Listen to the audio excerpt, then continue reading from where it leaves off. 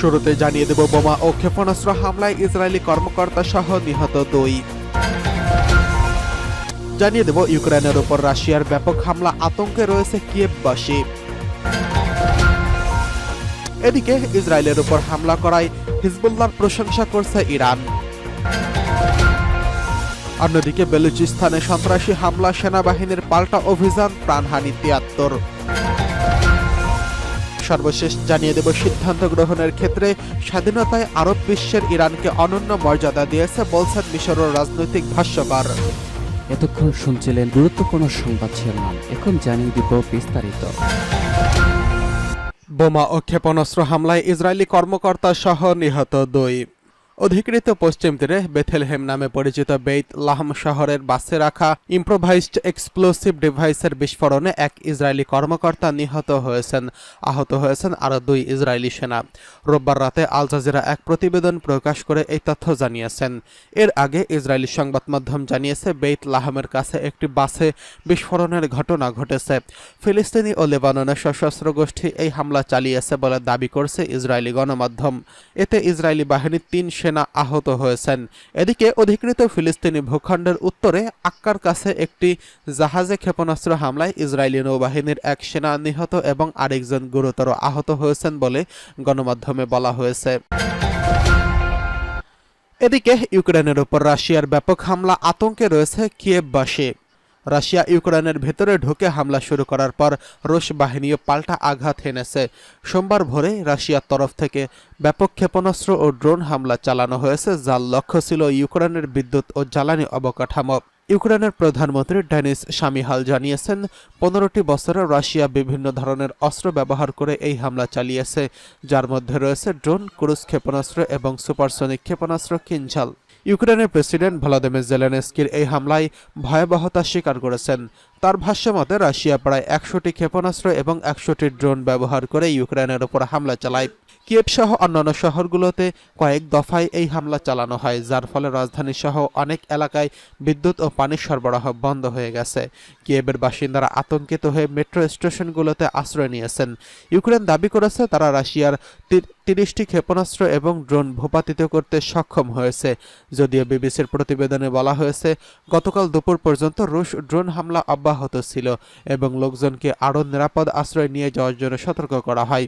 এই হামলায় রাশিয়ার অন্যতম বড় সমন্বিত আক্রমণ হিসেবে বিবেচনা করা হচ্ছে।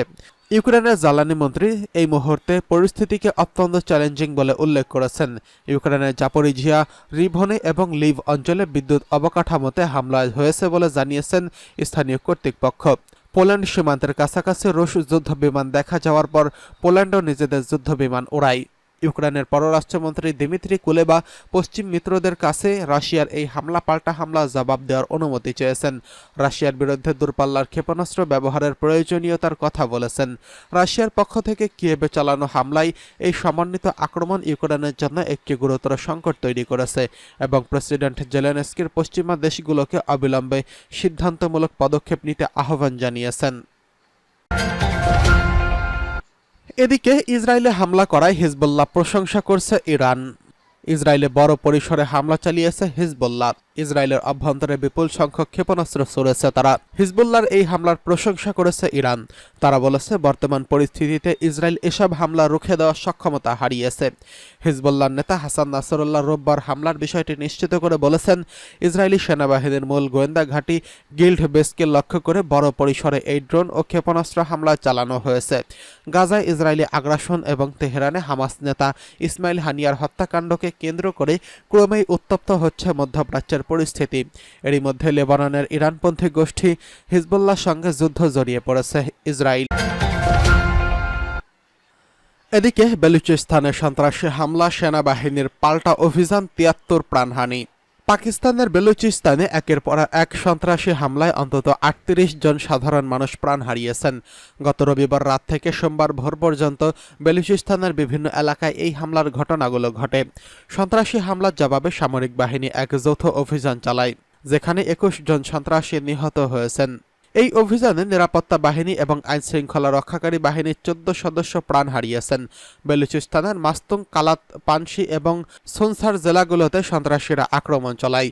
কোয়েটা সহ অন্যান্য শহরগুলোতে বিস্ফোরণ ও গ্রেনেড হামলা চালিয়ে আতঙ্ক সৃষ্টি করে। সুনসারের থানায় আক্রমণ চালিয়ে সন্ত্রাসীরা অস্ত্র লুট করে নিয়ে যায়। মুসাখাইল জেলায় সহকারী কমিশনার নাজিব কাকার জানান, সন্ত্রাসীরা আন্তঃপ্রদেশ মহাসড়কে যাত্রীবাহী গাড়ি, ভ্যান, ট্রাক থামিয়ে 23 জন পাঞ্জাবিকে নির্মমভাবে হত্যা করেছে। বেলুচিস্তানের লিবারেশন আর্মি নামের এই বিচ্ছিন্নতাবাদী গোষ্ঠী এই হামলার দায় স্বীকার করেছে। এটি ছিল বেলুচিস্তানের সাম্প্রতিক সময়ের সবচেয়ে ভয়াবহ হামলার একটি, যেখানে অন্যান্য সশস্ত্র গোষ্ঠীগুলোর পাশাপাশি বিএলএ সক্রিয় হয়েছে। এই হামলার পর পাকিস্তান সেনাবাহিনীর নেতৃত্বে শুরু হওয়া পাল্টা অভিযানে 21 জন সন্ত্রাসী নিহত হয়েছেন। অভিযানে নিরাপত্তা বাহিনীর 14 জন সদস্যের প্রাণহানি ঘটে। এদিকে সিদ্ধান্ত গ্রহণের স্বাধীনতা আরব বিশ্ব ইরানকে অনন্য মর্যাদা দিয়েছে। মিশরের প্রখ্যাত সাংবাদিক ও রাজনৈতিক ভাষ্যকার আবদুল্লাহ আস সাওয়ারি বলেছেন, পশ্চিমা নানামুখী চাপ উপেক্ষা করে জাতীয় ও আন্তর্জাতিক নীতি নির্ধারণের ক্ষেত্রে ইসলামী প্রজাতন্ত্র ইরান স্বাধীনভাবে যে সিদ্ধান্ত গ্রহণ করে তা আরব বিশ্বের এই দেশটি মর্যাদা সমুন্নত রেখেছে। তিনি মিশরের একটি গণমাধ্যমকে দেওয়া সাক্ষাৎকারে বলেন, ফিলিস্তিনি প্রসঙ্গে তিনি বিশেষ করে গাজা উপত্যকায় চলমান পরিস্থিতি নিয়ে উদ্বেগের মধ্যে থাকা আরব জনগণের কাছে সাম্প্রতিক সময় ইরানের গ্রহণযোগ্যতা ব্যাপকভাবে বেড়ে গেছে। পার্স টুডে ফার্সে জানিয়েছে, আস্তানাওয়ারি মনে করেন, গাজা পরিস্থিতি নিয়ে ইসলামী প্রজাতন্ত্র ইরানের সম্পূর্ণ স্বাধীনচেতা নীতি গ্রহণ করে আরব বিশ্বে বিশেষ মর্যাদা লাভ করেছে।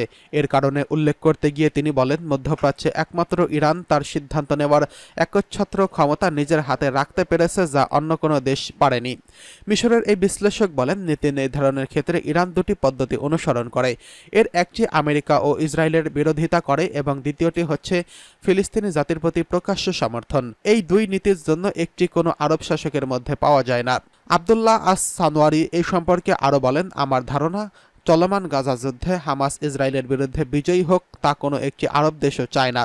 সাক্ষাৎকারে তেহরানের সঙ্গে কায়রোর সম্পর্ক নিয়ে কথা বলেন সানাওয়ারি। তিনি বলেন, মিশর, তুরস্ক, ইরান এই অঞ্চলে 3টি গুরুত্বপূর্ণ দেশ। কাজেই আমরা চাই বা না চাই, আঞ্চলিক ঘটনা প্রবাহে এই 3 দেশের কোনো একটি অপর দুটি দেশকে উপেক্ষা করতে পারে না। এর অর্থ এই নয় যে এসব দেশের মধ্যে মতপার্থক্য বা মতবিরোধ থাকবে না, বরং মতপার্থক্য কিভাবে নিরসন করা যায় কিংবা অন্তত আপাত দৃষ্টিতে উপেক্ষা করা যায়, এসব দেশের সেই চেষ্টা থাকা উচিত। ইরানের সাবেক প্রেসিডেন্ট ইব্রাহিম রাইসির শাসনামলে তেহরান ও কায়রোর সম্পর্কের উল্লেখযোগ্য অগ্রগতি হয়েছে বলে জানান এই মিশরীয় লেখক। তিনি বলেন, ইরান ও মিশরের সম্পর্কের স্বাভাবিক অবস্থায় ফিরিয়ে আনার সময় হয়েছে। ইহুদিবাদী ইসরায়েল পশ্চিমা দেশগুলোর সার্বিক সহযোগিতা নিয়ে 2023 সালের 7 অক্টোবর থেকে গাজা উপত্যকা এবং পশ্চিম তীরে নিরস্ত্র অসহায় ফিলিস্তিনিদের বিরুদ্ধে ভয়াবহ গণহত্যা শুরু করেছে।